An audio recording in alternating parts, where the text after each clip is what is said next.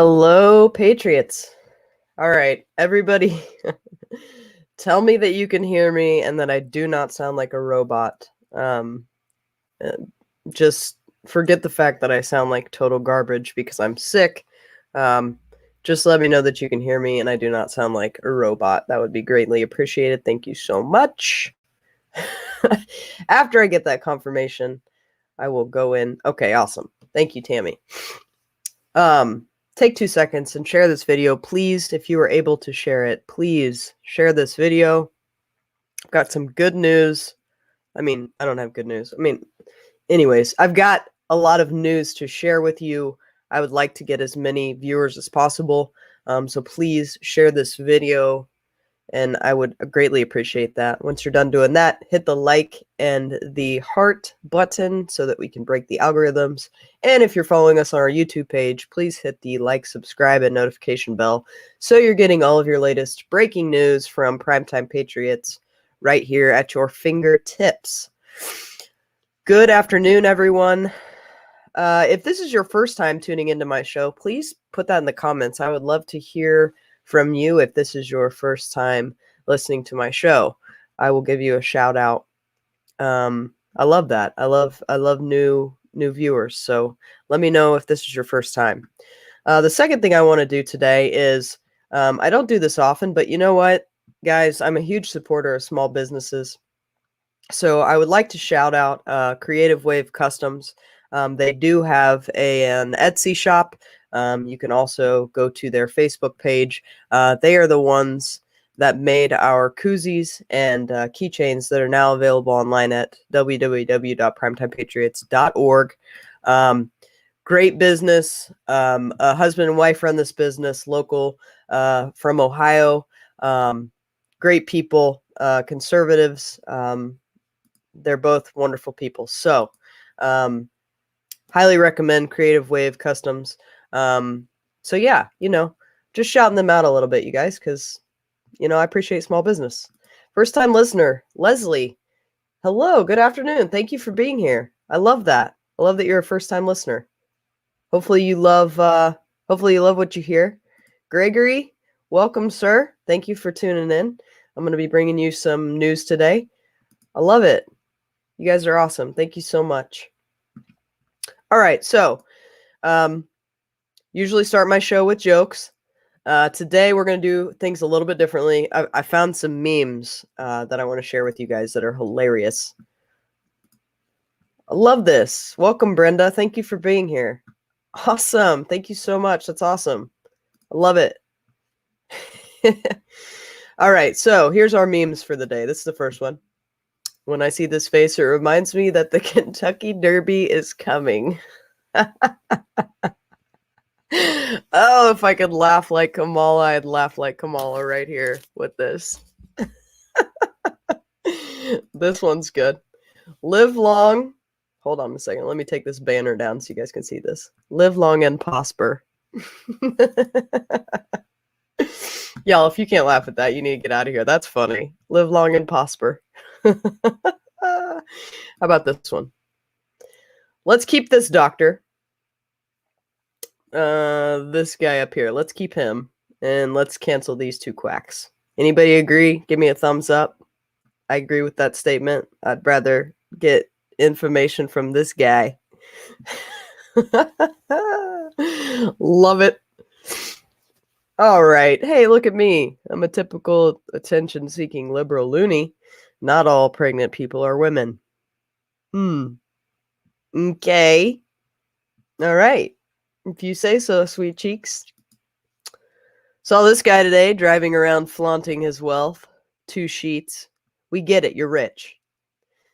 If you don't understand, plywood is extremely expensive right now. So that's the funny behind that, if you didn't know. I thought they were hilarious. Okay.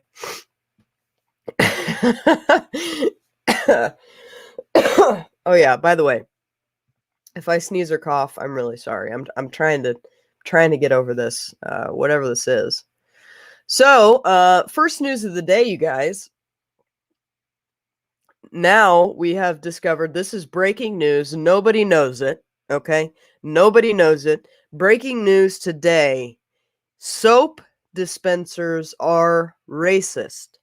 Soap dispensers. You know, the contraptions in public restrooms all across the fruited plain that magically emit gobs of liquid soap soon after you place your hand underneath them. They are racist.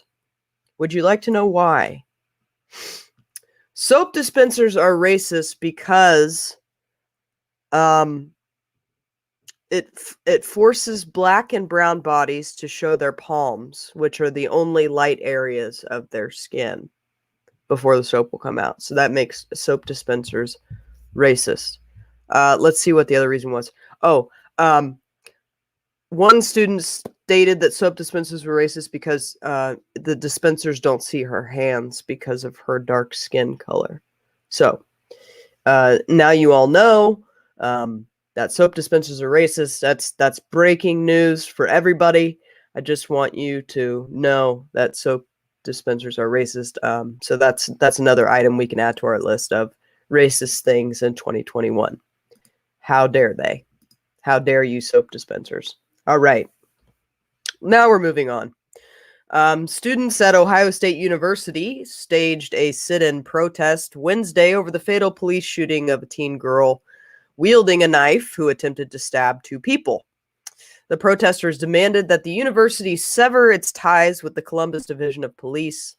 The Ohio Law Enforcement Department, whose officer shot and killed 16-year-old Ma'Khia Bryant at the exact moment that she lunged with a knife at another girl.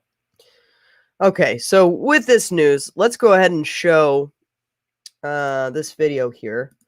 And this, hang on, I've got to make sure that I get the right one. Y'all bear with me. My head is a little bit fuzzy because of how I'm feeling right now.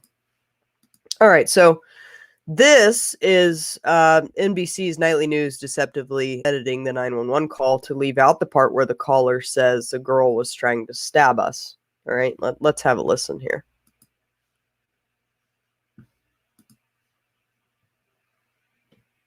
Maybe. Come on, you can do it. I believe in you. Please? What's Facebook saying no? What's the deal? Okay. Maybe we have to come back to that. We're gonna circle back on this. We're gonna circle back. We'll circle back once it decides that it wants to load. Okay? Let's move on to the next thing. Critical race theory against activist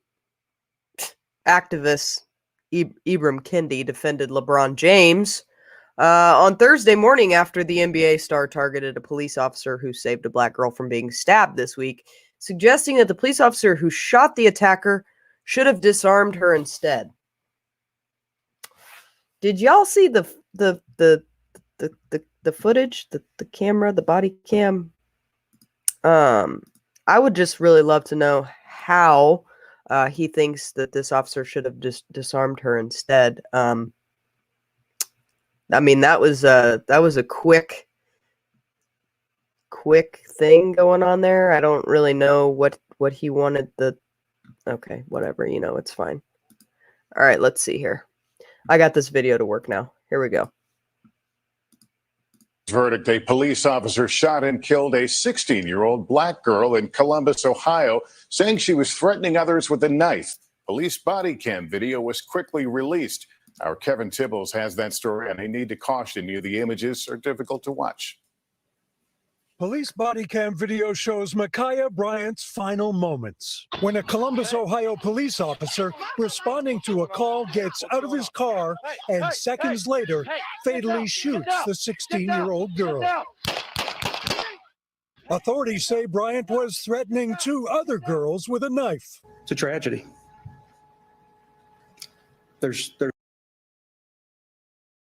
Did you see how we conveniently just cut it off before it shows the actual knife and such? It's fine. I mean, you can definitely trust mainstream media for sure. Absolutely, yeah. They don't twist things. No, not at all. So, former President George Bush wants conservatives to take a softer stance on immigration, and the left-wing media can't get enough of it. During an interview with Nora O'Donnell that aired on CBS Sunday morning, Bush called for the Republicans to be more respectful about the immigrant. The United States takes in more immigrants each year than any other nation. Nearly 1 in 5 immigrants on Earth ends up here. How much more respect can the U.S. display before she ceases to exist as a sovereign nation? With that, let me just go ahead and show you guys this as well, because this is mighty interesting. Let's look at this here. Here you go. Unaccompanied Children Daily Report. This is released April 21st, 2021. So, on April 20th, unaccompanied children apprehended and placed into CBP custody is 620. Children in CBP custody, 2,718. Children transferred out of CBP custody, 429. Children in HHS care, 20,544. Children discharged from HHS care, 335. Wow. Wow. That's a lot, you guys. That's a lot. Okay, George Bush. Yeah, we gonna listen to you, buddy. We gonna listen. Chicago Mayor Lori Lightfoot told media Wednesday that she is considering instituting a momentous change to Chicago police procedure following the police-involved shooting death of 13-year-old Adam Toledo, requiring that Chicago Police Department officers receive express permission from a supervisor before engaging in a foot chase. Oh, wait. So you're saying that I got to call my boss to make sure I can do my job. I got to. Okay. All right. Yeah. United States Postal Service is running a covert operations program monitoring American social media accounts for inflammatory posts. The program is carried out by the USPS enforcement arm, the United States Postal Inspection Service, and is called the Internet Covert Operations Program. Analysts with the program monitor the social media posts of people attending rallies and protests. I think maybe we should probably just stay focused on delivering mail because y'all ain't too good at that. I mean, no offense to anybody that's, works for the post office, but yeah. Why don't we stick to what we were hired for? This is a little outrageous, in my opinion. The Virginia Department of Education is considering ending advanced diplomas statewide in the name of equity. During a Zoom meeting, Virginia Education Department's Director of Policy, Leslie Sale, announced a newfound effort to review Virginia's diploma and graduation requirements. Okay. And soap dispensers are racist. Please don't forget this, you guys. Don't use soap dispensers are racist. A Maryland man who spent nearly 19 years in prison for an attempted murder he did not commit has won $1.6 million in compensation. Melvin Thomas, now 40, was awarded more than $1.6 million in compensation on Wednesday after unanimous vote from Maryland's Board of Public Works. I'm sorry. You spent 19 years in prison for an attempted murder that you didn't commit, and all they're going to give you is $1.6 million. That's a problem. How much did we pay George Floyd's family? This man sat in prison for 19 years. Don't get me started. Manhattan District Attorney. How does he say his name? Cyrus Vance Jr. announced Wednesday that his office will no longer prosecute a number of prostitution-related offenses, and he additionally moved to dismiss convictions and bench warrants for thousands of cases related to those offenses, many of which went back to the 1970s and 80s. Cool. So now you can be a prostitute and it's fine. Oh, man. Let's see. Oh, after a Columbus, Ohio police officer shot and killed 16-year-old Micaiah Bryant, who was attempting to stab other girls on Tuesday, leftists and Democrats, including the chief advisor to former President Obama, slammed the police officer, intimating that he was in the wrong for saving the other girls from being stabbed. Okay, sure. Yeah, right. Mm-hmm. Wow. Oh, also, The day before that stabbing, well, potential stabbing happened just 100 miles away in Winton Hills, Ohio. A 13-year-old girl was stabbed in the neck by another 13-year-old and died that night in her father's arms. No police were there to prevent the violent incident and save the victim's life. So, there's that. But police are bad, you know. That's what they say. Let's see what's going on at the border, shall we? Because ain't nobody talking about the border anymore. I don't know why. We still got a crisis on our hands. So let's have a listen. First at 6, a state of disaster. County leaders are calling for help in their border counties. In Kinney County, officials signed a declaration of local disaster, saying people of this border county are under threat. They say a surge of migrants is overwhelming their resources, already stretched thin. Vanessa Coy with the KENS 5 border team is in Brackettville with more on their plea.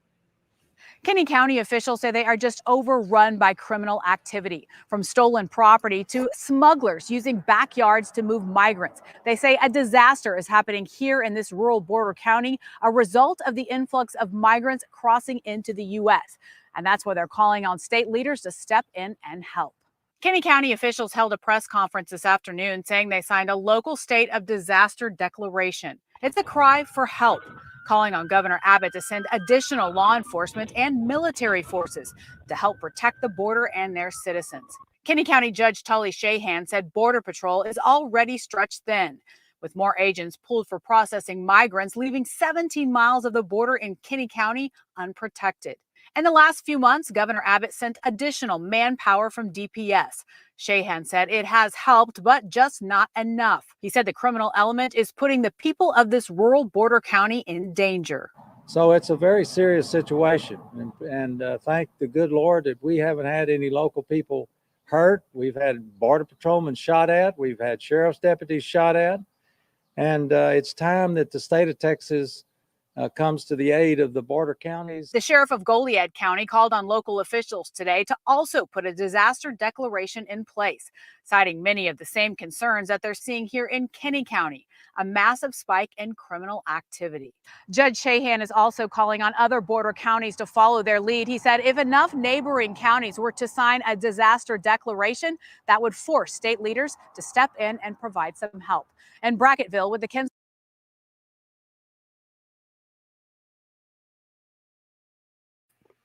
Sorry, I was muted. Yeah, we're not talking about it. We've forgotten about the border. We're too busy focusing on police officers and such. All right, so let's watch this video of this Democrat having a meltdown after the GOP exposes Dems on election integrity. This is good stuff, you guys. Stick around. You want to hear this? Trust me. And please stop using me as a black man as your pawn. And yes, I said it, to push your agenda. I'm sick of it. Mr. Johnson, we're going to go in proper order. You're recognized for 5 minutes. Well, this is a great way to run a hearing. Impressive. The legislation being put forward now for voting rights authorization and expansion counts any change to a state's voter ID law as a mark against it. 36 states already have voter ID laws. That's what's being done. It's very specific. It's very purposeful. That's what's actually happening. Voting Rights Act punishes states for improving the processes they use to clean up and maintain accurate voting rolls. They're making that an actual element, and they're trying to compare that, making sure that voting rolls, which have currently massive numbers of dead people registered, people who aren't in state, people who have moved, where you can't have faith in the voting rolls, somehow that is going to be made equivalent to the Jim Crow South, for which the Voting Rights Act was so important in 1965. And it undermines the Voting Rights Act to suggest, as Senator Durbin did, that if you oppose Section 5 preclearance and you opposed the absurdity of basing Section 5 preclearance on 40-year-old data, that somehow you're against the Voting Rights Act. That's what happens. Those are the political talking points.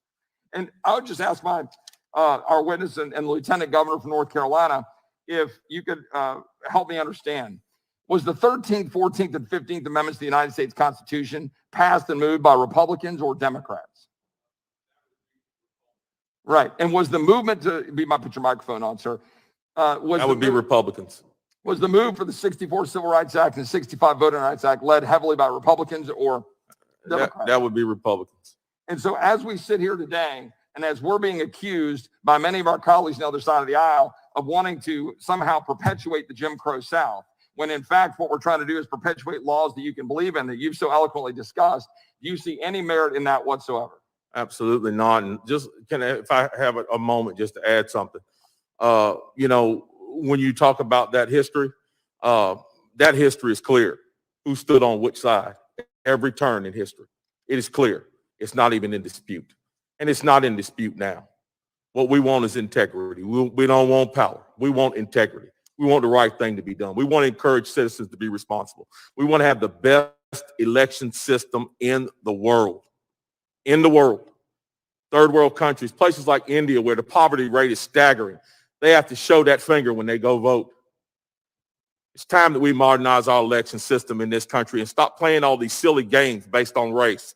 And please, stop using me as a black man as your pawn. And yes, I said it, to push your agenda. I'm sick of it. It happened a long time ago in this country, and I'm tired. Chairman, I would ask that the witness answer the question. His time has expired. Mr. Chairman, Mr. Chairman, Mr. Chairman, I just have a unanimous consent request to insert something in the record. Unanimous consent to insert something in the record. Consent request.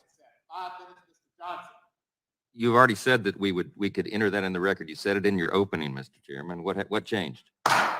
Johnson, can you hear me? So we're not going to Mr. insert something Johnson. in the record?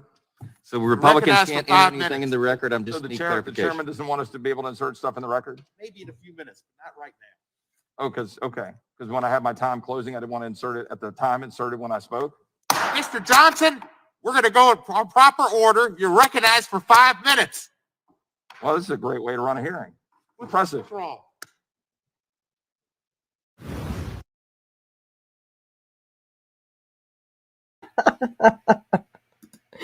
Oh, they get so mad. They get so mad. Poor babies. They get so mad. Oh, man.